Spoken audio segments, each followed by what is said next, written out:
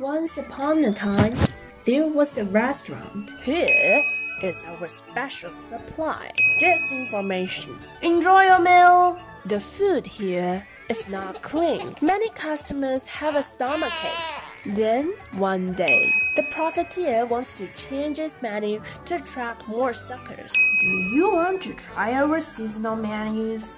Disinformation Governance Board. Fake news we spy on. Disinformation we delete it. We ensure your safety. Trust us. We are justice league. This time, nobody trusts it anymore. Let's get started. The 3-week-old Disinformation Governance Board has been put on pause after its head, Nina Jankowicz, resigned. So what brought us to this? The U.S. free speech is a free for me and not a free for thee. The fact that disseminating information has become a tool of domestic partisanship in the U.S. is nothing new. So the power to determine what is disinformation and counter it has become a new tool to control people's political preferences online and then control the election results.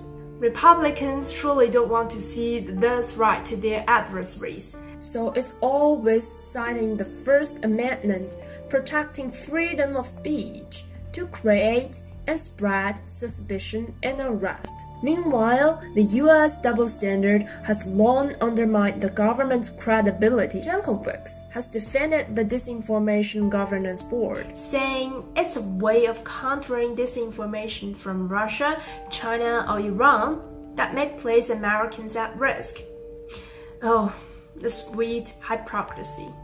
A liar justifying its deceit by blaming its victims.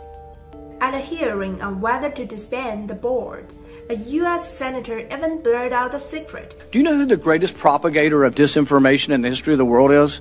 The U.S. government. Words not bad, right? Here's an incomplete list of lies the U.S. has told its people and the rest of the world over the years. In 1964, the Gulf of Tonkin instance. No gunboats, no attack, but U.S. lie led to the Vietnam War. 3.5 million people dead. In 2003, no weapons of mass destruction, just a tiny vial of white powder. The US lie led to Iraq War. 1 million people dead. In 2020, the US branded COVID-19 the Chinese virus to demonize China.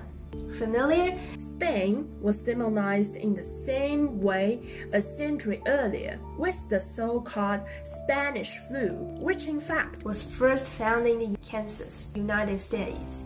And in 2022, a US so-called intelligence report said Russia had asked China for help in its conflict with Ukraine.